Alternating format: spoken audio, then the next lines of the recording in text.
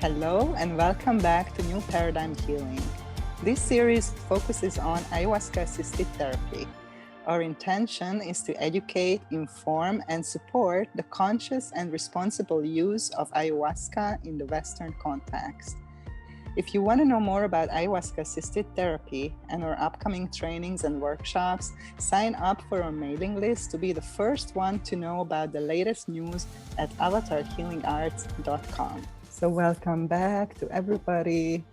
And today is very exciting. I'm having Angela, my sister, here with me for this podcast, and we're gonna dive into the preparation for an ayahuasca ceremony. So I'm super excited to have you here today, sister, and I just want to give you a few moments to introduce yourself, to share something about yourself and the medicine, and how did we come together here. Thank you. Thank you for having me. I really appreciate it. I'm Angela Bank. I'm a co-founder of Temple in the Sun. We're a trauma-based center in South Florida where we work with multiple plant medicines. I've been working with ayahuasca for almost 5 years now. And I know for a lot of people that's pretty short on the path. I've done a few plant diets and preparation. I had a really solid spiritual foundation when I was called and introduced to the medicine. So I have a unique perspective in that I was already working with a lot of shamanic teachers in shamanic journeying and doing ceremony work for many, many years before I actually ever came to plant medicine. So I had a very solid foundation once I came to plant medicine, which a lot of people don't have, right? And it's also not necessarily their path. They're coming to plant medicine to heal, which I also came to heal. I had breast tumors, 2 breast tumors in my right breast. And I kind of made the declaration or intention when I discovered them that I need to go to the Amazon or the Amazon need to come to me. And so ayahuasca, even though I was introduced to her years before I discovered the breast tumors, once I discovered them, it was just kind of like that set my path in motion. So it's been a beautiful journey, and I've loved working with her. And when I went to Peru, she asked me to move to Peru and take my rightful place as maestra down in Peru, sitting on the mat and teaching. And I told her no, which we both had a good laugh. She's very loving and playful for me. She's been loving and playful for me. She's been like a sister for me in my journey and my interaction. And I told her I'm happy to continue this work with her and this path with her, but that she would just need to come with me and work with me in Florida.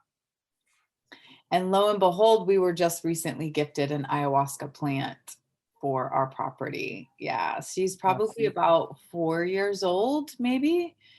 She's very healthy, pretty big size. Obviously, you don't want to harvest from them, minimum like 10 years. I'm sure people harvest sooner than that, but you want them to be developed and start to have a really strong constitution and energy before you start harvesting and cooking the medicine.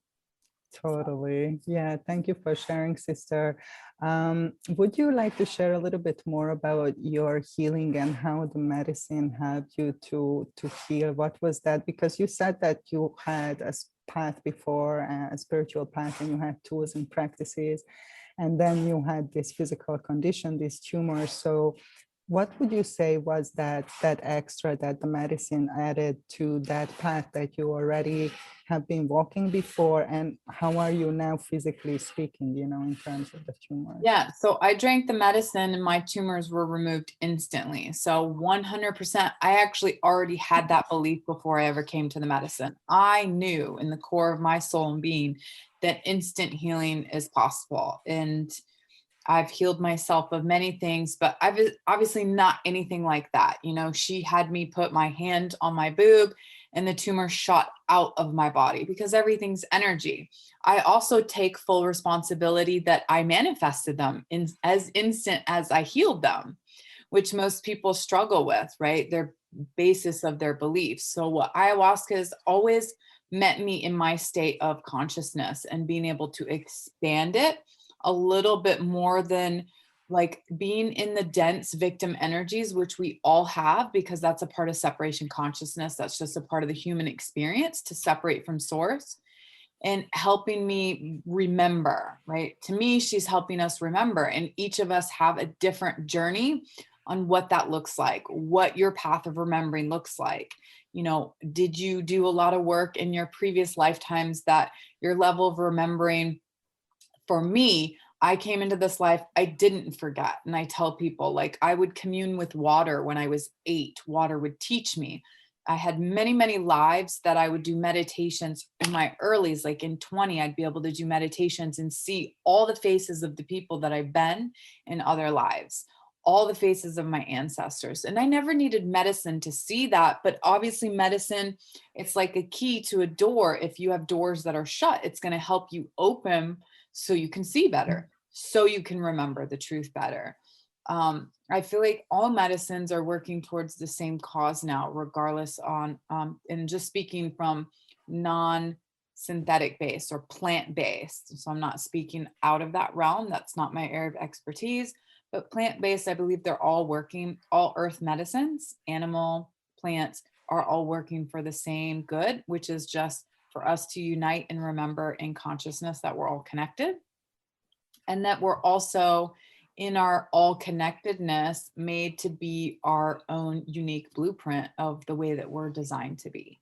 So the way that I'm made to be and grow on this journey, on this plant path, and the way that you're made to be and grow on this plant path, although they might have a lot of similarities, right?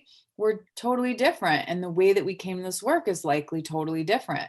Even though we're going to have similar experiences, it's still just going to be very unique to each of us.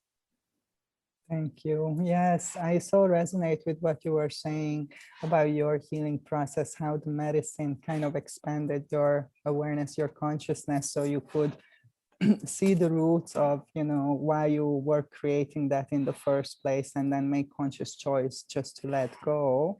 So I And physically healed like instantly, but it would take me another couple of years before I could get to the roots of why that actually manifested. Like, I didn't know the sickness where it was rooting from. And right. so to me, and I've explained this many, many times, right? Anything that's going to manifest in the disease means we're separate from source. So there's a rotten root somewhere. And so I had a lot of sexual trauma and sexual abuse as a child, and I didn't remember it. And I believe most of the people on the planet have massive levels of childhood trauma that we bury, we don't remember, based on survival. Like, we had to shut those parts of us down for us to like be alive. And so it took a long time before I was ready to remember. Like, ayahuasca even pulled up like the whole right side of my body, almost like rolling up a rug, and showed me the darkness. And I was like, I could feel it. And I was like, oh yeah, I'm not ready to go there. And I was like, can we revisit that next year? I literally put it off for an entire year. And she like just like laughs, and she was like, sure. And she rolls it back down, goes about it. Next year became last year, and I had to deal with all of it. Otherwise, then I would have just Right. manifested more illness to get my attention. Because on a soul level, I made a commitment. Spirit showed me I made a commitment a few years ago to do whatever it took to remove the walls around my heart, and then to go all in. And those were two deep commitments. Those were things I said from my heart, from my soul. I said, because I knew that there was no other option for me to be here on the planet. And a few years ago, maybe it's 4 years ago now, ayahuasca showed me the remainder of the walls, because I asked her, show me the walls around my heart. It was probably my only blissful journey. She opened up the walls. I had 8 hours of bliss. And I was like, okay, well, I know I can live that, but how do I live that, right? How do I live deeply from my heart in a bliss space? I have to remove the walls. Okay, what does it take to remove the walls? Going into the depths of hell and removing every piece of separation and darkness that you have living inside you. And we all have it. I totally resonate with that. And in another episode, we're going to more expand on the integration, and how you continue with the healing process after the ceremony. But I had a similar experience, and a lot of people who I work with, come with also something physical that they would like to heal. I had this chronic pain. I shared, I think, one of the previous episodes with my menstrual cycle. Like every cycle, I would be in this excruciating pain that I would just vomit and pass out from the pain, like to that extent. Like it was like pretty bizarre. And the doctors couldn't find anything physically wrong with me. So they did all the physical checkups and they didn't know. And then I, went more into alternative medicine, literally tried everything that I could put my hands on to help myself and to heal myself. And eventually, when I came to work with the medicine, that was really for me a key to go to the root, or to the depth of where that was pain coming from. And I did have an immediate kind of recovery after the first time I was with the medicine in Peru, meaning that that level of pain that I used to have each month, that significantly reduced, like significantly, and sometimes wasn't present at all. But for years after, I would have kind of these waves of kind of pain occurring, and further release and further dropping into deeper layers of that story and clearing that was like still going on. And I think, that my own tools and practices obviously like just supporting me so much to continue with this work until um, we are all back in balance and in alignment. And I want to connect back to what you said at the beginning, how you had already a solid path and the spiritual practice and understanding when you came to the medicine. And I was very much the same, and I was already a healer and a therapist, and just trained for many, many years and had my own experiences.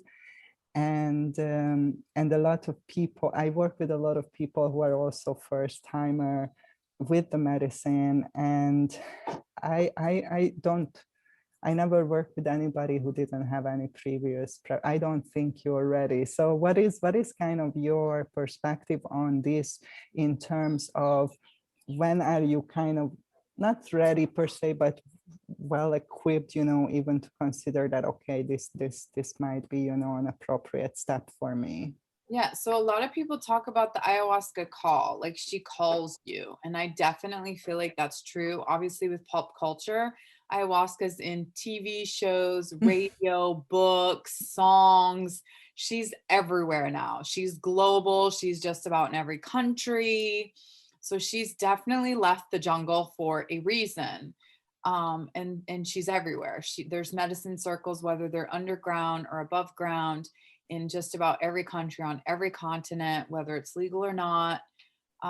So to me, it's a call, and when I say that, people are like it's an outside call, like your cell phone's ringing, or like somebody's text messaging you. No, I feel like it's a call in here, or it's something you feel like in meditation or prayer, and obviously calls can look different. So just to work with a different medicine briefly, like I've worked with Iboga, and I was just like, Iboga's not calling me. And I'd have people in front of me that literally have initiated with the medicine. I'm like, that's not calling me, right?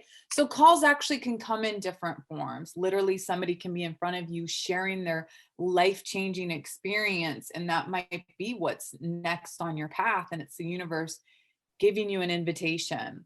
And I feel like when it's really made for you, you'll often get invitations multiple times, right? Sometimes the three is like when you've heard it two times, it's like pay attention that third time. It's like, okay, you really probably should like listen, right? Go for it. Yeah. A call can probably look and sound and feel different for everyone. It could be that, to me, it's not more of a peer pressure of like, ooh, what my friends are doing, or everyone's doing it. No, because I'm not that person to do what everyone's doing. I wasn't surrounded by people who did ayahuasca. I actually started telling people before I sat with her about ayahuasca, and then they would go to Peru. And I was like, I haven't even sat with her. And I'm just telling you about her and you're ready to go. So to me, that was like, that said a lot. Like, that's powerful. Like, what is this that I literally just can be introduced to her? I don't know anything about her, but I start sharing her with other people and they all of a sudden are like compelled to go sit with her. So the call can look and feel different. I feel like Yeah. it's something that, like your body might feel it. You might have an intuitive hit. Your heart might feel it. There's no hard and fast rule about the medicine path for everyone. And although many people try and tell you, what is this for you? Oh, everyone has different suggestions. We've been taught to distrust ourselves and our bodies since we were babies. Not only do we grow up on a global, stage that indoctrinates us from children, we have deep levels of conditioning that's been passed down and colonialized. So none of us are free. And we've all been impacted by that. And so many people don't trust the call because they don't trust themselves or their intuition. And Absolutely. so, And the resistance as well, I think, like I really want to emphasize, what you said, that it is an internal and intuitive call, what we are talking about. I was very similar story. I was surrounded with the medicine, but I lived in Europe, in Ireland at that time. And I really felt that I'm called, but not here, that I want to go to the source to meet, and then this opportunity came for me to go, and I felt immediately that this is it, I have to be there.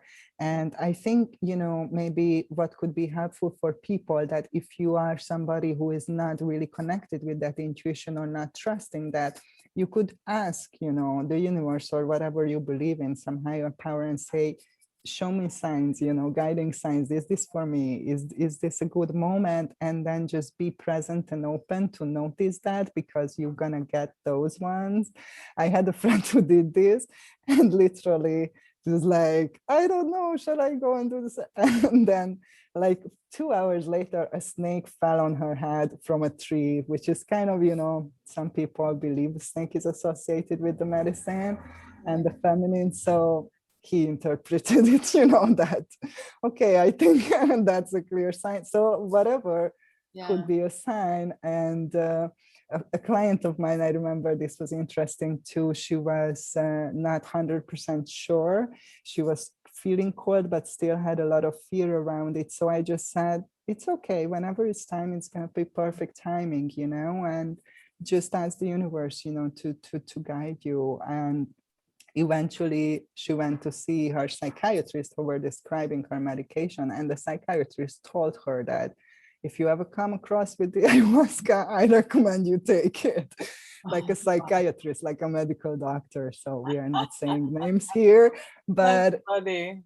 yeah, she was like, that's definitely a sign. Yeah, I had a similar experience when I was told about her for the first time, and it was like it was an activation because I could her energy came through I'm just really energy sensitive, came through the person. It's like I could see her without having ever experienced the medicine. And it was that where I was like, okay, well, I want to go to Peru. And I was in Turkey. I was traveling all over Europe, and I had a dream. I was on a plane, and there was Turkish people on the plane, and there was Peruvian people on the plane. There was just a bunch of brown people, but like we weren't going anywhere. And so I just interpreted that I will go to Peru, but it was going to be a long time before I would go. And so it was a long time before I would make it to Peru, but I went. And so it was just like, oh, that's so perfect. Our dreams tell us.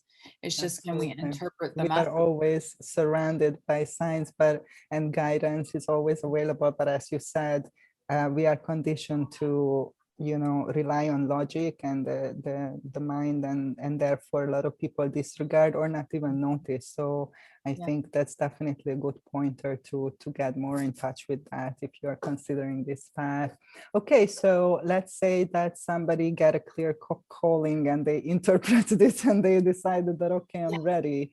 Like, what's next to do? Like, what is your experience and how do you work with people to prepare them? So I definitely believe in having some form of a meditation practice, Mhm. some form of maybe even working with your breath practice. And I know this isn't going to be true for everyone, but the more people that learn about this medicine, the more they start researching, feeling into it, and saying like, yeah, I'm called. Okay, well, what do I want to do to practice? Do you have any form of connection, spiritual connection already? Okay, well, if you don't, you might want to start developing one, some form of prayer, meditation, and breathing. To me, those are like cornerstones of spiritual path, spiritual practice, and the medicine path. If you're going to work with medicine, it's So teaching. mindfulness practices, just cultivate any Absolutely. mindfulness or spiritual practice that if you don't have one, start getting on Yeah, it. absolutely. When How I long do one-on-one you work, think, if somebody says, okay, I'm definitely feel this calling and I want to do this, like how long they should, before the ceremony, they should start like a conscious preparation process? I feel like a minimum of like 4 weeks, minimum, if Yeah, not like a couple months is great I too. do 3 months. Yeah, Yeah. yeah, and I Yeah. love that. So You one know, to 3 months, I think it's very I appropriate I at agree. least. Yeah, minimally like 4 weeks. Obviously, if you are in really bad shape or if you have a major illness, and that's a totally different story. Yeah. But it's also like, why have you manifested this? And I understand that many people don't want to take responsibility, or that feels like shaming or blaming, or, like you're pointing fingers, someone that they're the victim. And it's like, absolutely not. I definitely believe in 100% responsibility, though. That means for everything. I'm not like, oh, I'm not responsible for this. If it's in my life and my experience, I'm taking 100% responsibility, because we're all connected from the beginning of time, and that I'm learning to clear my association and memories that I have that are intertwined with that. Hmm.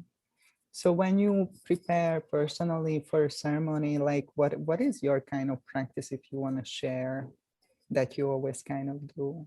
So I am just being very intentional or mindful and just asking, getting really clear. It's so coming from where I'm at, I almost take for granted because I've been on my path for my whole life, and I've never not had a strong spiritual connection with God. I was talking to God, and meditating since I was 6. I have my first memory. I retaught myself at 19. So people that are like brand new to meditation, I try and remind people, you're not going to learn to quiet your mind in one meditation session, and most people are going to be like, oh my god, I'm the worst meditator ever, right? My mind is going crazy. And it's like, no, try and do this in small intervals. So 30 seconds. If you can only do 10 seconds, focus on your breath. Listen to your breath, connect the brain and the body, so you're breathing and making that connection. And then do it multiple times a day throughout the day, so you can grow your intervals from 30 seconds to a minute to 2 minutes, 2 minutes to 5 minutes, 5 minutes to 10 minutes. That's amazing, right? If Right. we have no foundation before, which most people have no foundation, so my mind, when it starts going crazy, I'm just like, whoa, what's going on? Because I'm struggling to concentrate. That's really all meditation is concentration. When you concentrate, then the thoughts start to move out of the mind like clouds, just like stormy weather. Or I use the imagery of like a train station. When you're sitting on the bench, a bunch of train goes by and then the train station clears. So that's our thoughts. They're moving to the past and they're moving to the future, clouds or trains, whatever you want to use, and just sit and focus on your breath. When you'll see as you develop that mindfulness that you're going to the future. And a lot of times that creates anxiety and suffering. And then you'll see you're going to the past. Okay. That can create like sadness or depression. And I'm hooked in and suffered, continuing to suffer from that. So I'm coming back to the breath. when we move through deeper levels of trauma on the plant path, we don't have so many superfluous thoughts because most of the thoughts and judgments are hooked into our trauma. They have been imprinted during the time of trauma based on that event, what we were thinking the adults around us were thinking, and that because we're very open as children, we're little sponges, we absorb all of it. We absorb whatever's being said consciously and whatever's being thought and felt unconsciously. Then all the things that we were thinking and feeling that we weren't in a safe, loving space to feel, we barricade that inside of us to hide it, right? We block that off with trauma. And then these becomes the state of emotions and thoughts that we live in a daily basis. The majority of the planet has never known themselves without trauma. So your very identity is entwined with this. And so most people talk about going to the plant path and they're like, oh my gosh, it's an ego death and it's an ego death. In one respect, yes. And in another respect, no. It's you're unwinding from the identity that's trauma-based. So that is it feels like a death. But that's not true. When you actually meet the unmet parts of you in love and sacredness and communion, you begin to integrate them into wholeness, which you even say, and I've said for years, that's our natural state of being. We've just, splintered off or fragmented in this experience of separation. And so having any form, no matter how simple, of a meditation practice, even if you're just starting for 4 weeks and where you can incrementally go up to 5 or 10 minutes a day, maybe twice a day. I mean, that's life-changing because that's you communing with source and spirit inside of you, learning to trust those voices more than any shaman out here. Hear those voices too. Right, discerning what I call the talking heads, which are the trauma voices, which are the unhealed parts of us, which are the parts that have been conditioned by our family and society.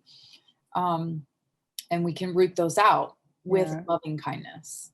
Totally. I absolutely think that this is one of the most overlooked aspects of preparation, because most people just talk about the physical dieta that we're going to talk about later, but the mental preparation, as you say, to have like some kind of mindfulness practice, and if you don't have any, just start with something very simple. Sometimes I just teach people to simply count their breath, like just count 30 breaths. I'm breathing in, I'm breathing out, 1, 2, 3, and most people cannot. It's like 8, and then story, like gone, right? Where was I, like what's the number here? You have to start it again.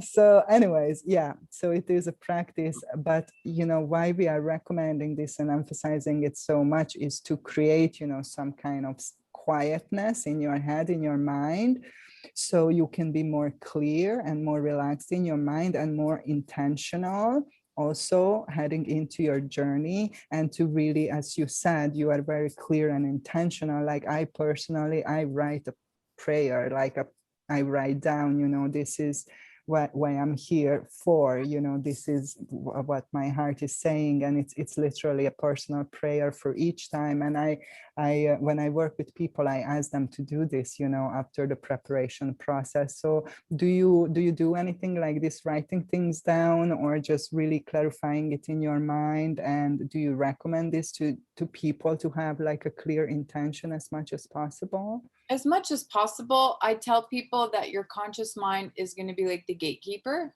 And so a lot of people aren't conscious of what their body and their hearts are asking, which to me is where an intention really wants to be invited from. But your conscious mind is the gatekeeper. So it's a starting point. And then you just start there and it can go deeper. A lot of times people are like, I don't have an intention, I get out of the way. So there's like a double-edged sword when it comes to mindfulness, right? There's many, many people that are conditioned that have their breathwork practitioners even. They have meditation practices. I've sat with people in medicine that have meditation practices for over 20 years. They live in their minds though. they've been able to harness concentration, but they've not been able to move it into their hearts or their bodies.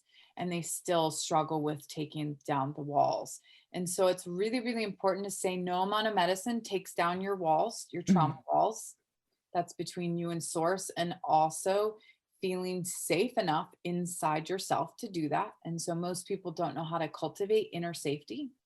And so no amount of mindfulness and breath work, if you're not ready to take down your trauma walls, will take them down for you. It's a great step, but it also can be used to stay out of the heart and into the mind, right? And so it's being mindful that you're not trapped in your mind, that you're actually moving it as a pathway or as a map to go from your mind down to your heart, which is the longest journey each of us will ever take. And that's going to look different for each of us.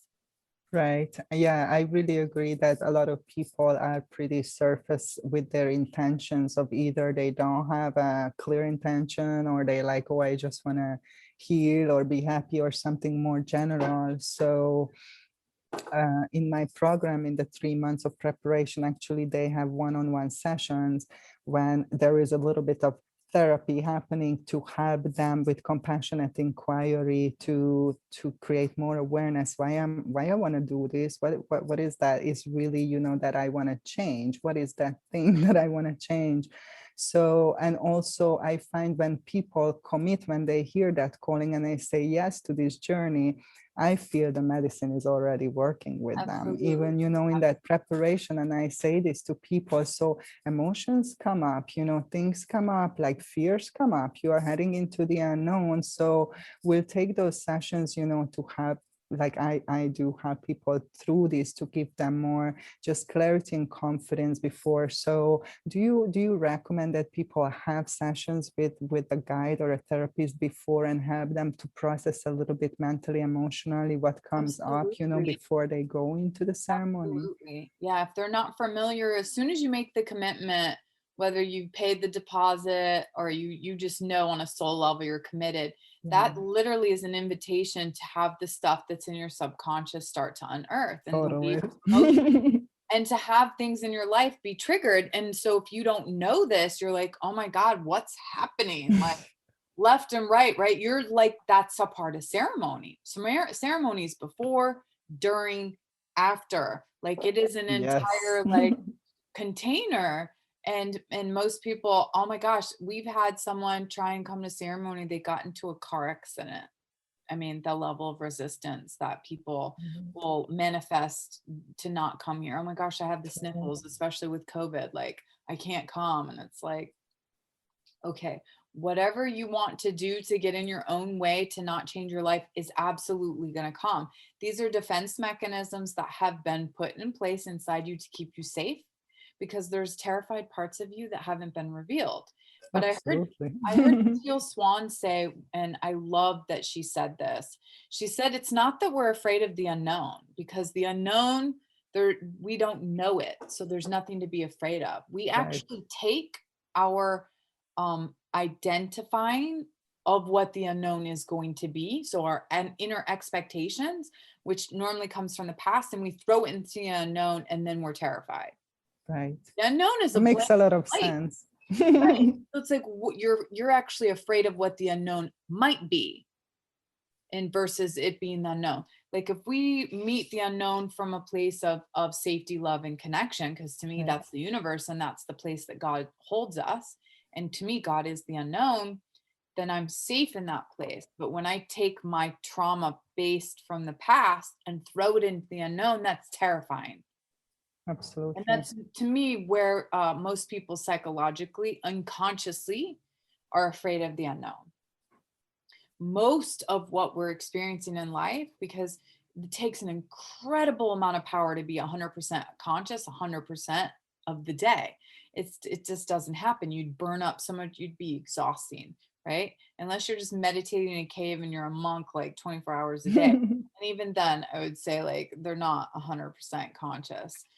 We're not. We're just not. We're humans. We're going to live. The majority of our life is going to be unconscious until it's ready to be unearthed. I use the iceberg analogy. You see 10% iceberg, totally. 90% you don't.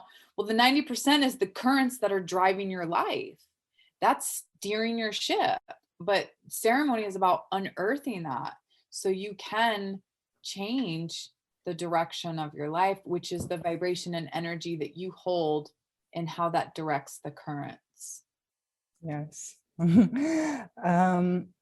What about preparing on a spiritual level? We talked about preparing mentally, preparing emotionally, and just processing some emotions and getting some support with that. I find that, you know, a lot of people who come from the West, they don't really have spirituality. At all. Yeah. I ask people, So, what's your connection with God? I don't have a connection, or a lot yeah, of people probably hate God. Like if they're really being yeah, honest with themselves, because the God that they've been introduced to is like a man-made version. right. No, it's Yeah, so there is a lot of conditioning and distortion and disconnection. So I put that in the preparation to bring in the spiritual aspect and, you know, to encourage people to connect with something greater than them, whatever they call it or they feel it in some way. Most people have some kind of idea or primary, you know, connection, and, you know, to create this relationship. spirit, yeah, this spiritual space also for the ceremony. So the ceremony is like a ritual. So as you would go into a wedding, I explain people with this analogy that you dress up, you know, like you wear special clothes, you clean yourself, you put yourself in a good mood, like you, there is preparation because it's something sacred. So I think it's the same, you know, with the ceremony, just to prepare from that perspective energetically, like go inward, you know, take time for yourself, don't do so much activity, journal, meditate, as you said. There is a special diet that you do, you know, before the ceremony, that physical cleanse and purification. So it's a very, very internal, like you are just withdrawing your energy within and focusing, and start withdrawing and focusing internally and quieting down and kind of detaching from the distractions and the activities as well. Do you think it's important that people do prepare, you know, from this perspective as well? Absolutely. Absolutely.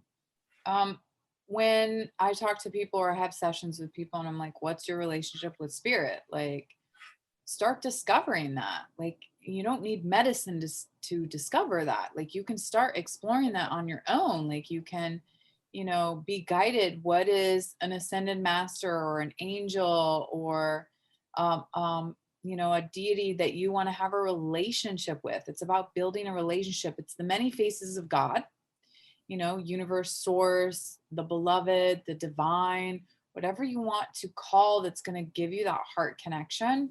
I had to heal my relationship with the word God because there was so much religious indoctrination, being that I grew up Catholic.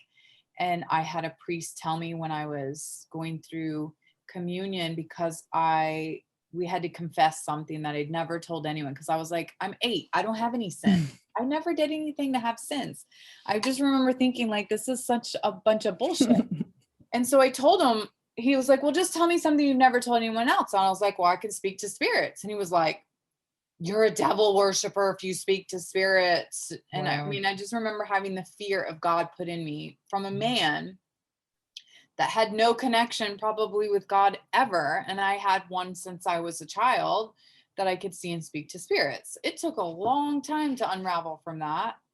And I literally had to like date a Christian man that would be like, well, are you a devil worshiper? Because I could speak to spirits and see ghosts, and he didn't believe in that. And I'm just like, well, I'm glad I've cleared that. So now I can call God any name I want. I don't have to prove myself to God or myself or anyone else. And I have a relationship that continues to evolve, and it's personal, right? My relationship with God is personal, just like my relationship with ayahuasca is personal. Because to me, that's an aspect of God energy, a part of creation. And so start discovering that. It doesn't mean you have to have it all figured out. Doesn't mean you have to have a strong relationship before you go sit with the medicine, but like, that's definitely a cornerstone on your path of self-discovery and self-mastery, which to me, if you're going to medicine, those are pieces and parts that are integral part of the whole.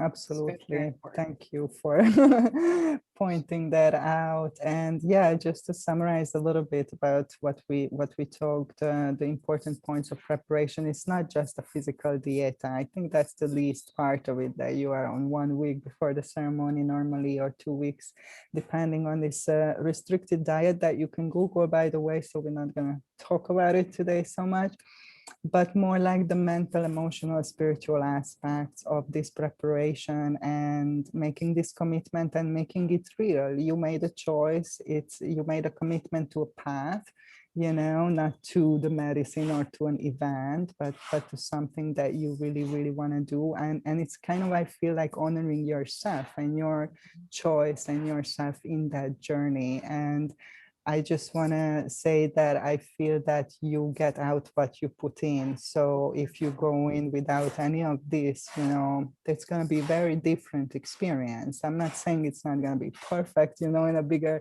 scheme, but it will be very different. And I find this kind of approach, when you do this conscious, responsible, sacred approach, it has a huge impact on your experience itself as well, but on your journey, like in general. So I'm so happy that you shared all your experience, and thank you for coming. And if you want to share anything else, just to remind people about the preparation, let's do that. Thank you for having me. Yeah, I have a couple more things. So we're not going to go into as much about like the physical dieta, but and there's people in Peru that are like, there's no such thing, but like with Western, because Western world is very toxic, that like the Westerners definitely need detoxing.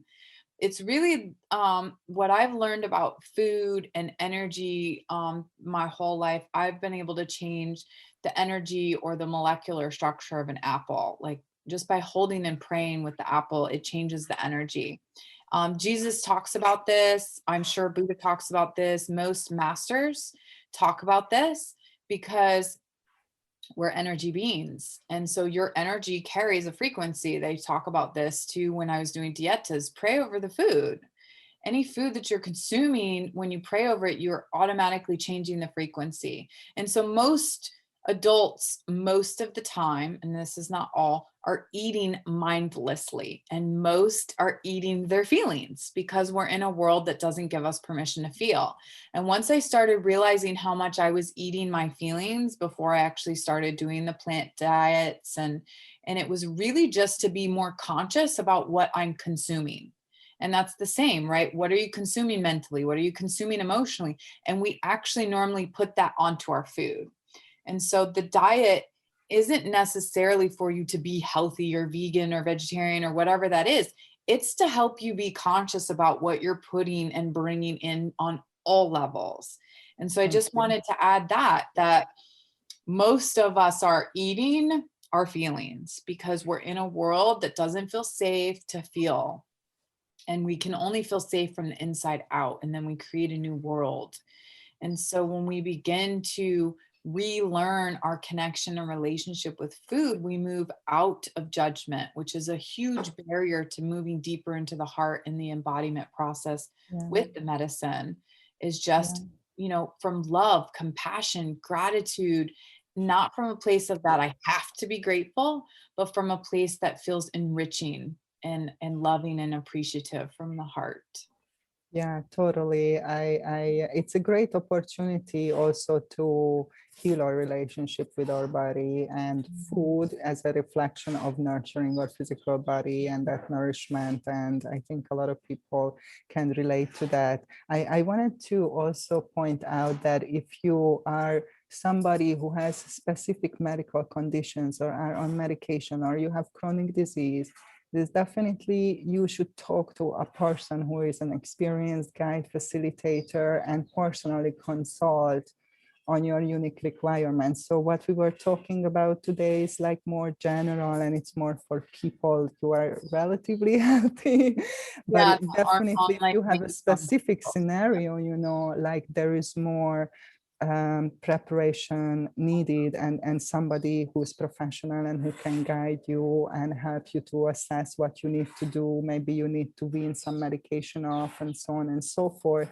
And also there are some contraindications, and that also depends on the circle and the people, I think, mostly who hold that space.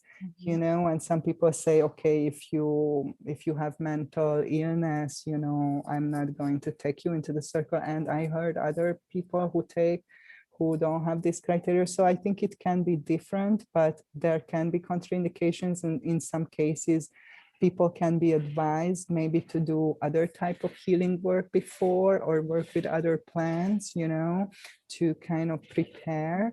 And